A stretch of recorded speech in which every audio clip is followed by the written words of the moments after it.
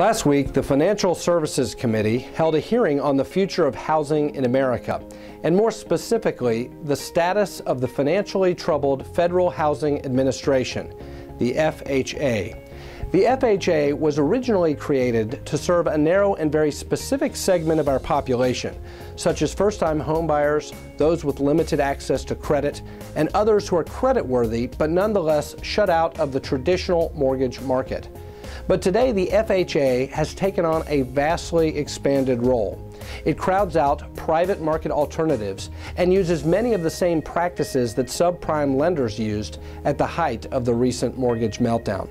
We know what happened next: record foreclosures, ruined lives, and devastating recession.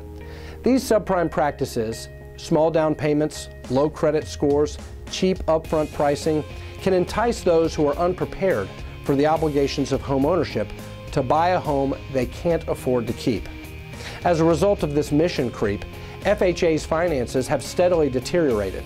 The law requires FHA to maintain sufficient capital reserves to guard against defaults.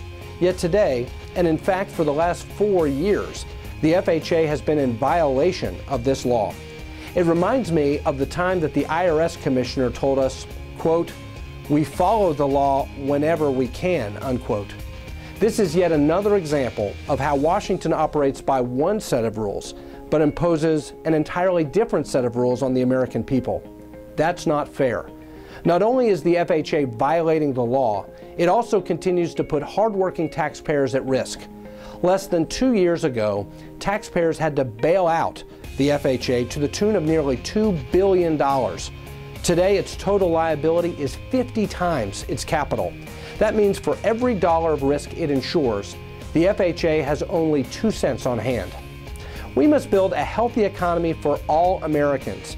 To do that, we must put our nation on a sustainable fiscal path, and we must have a sustainable housing finance system. We want hardworking Americans to have more opportunities to buy homes they can afford to keep. That's why the Financial Services Committee is focused on solutions.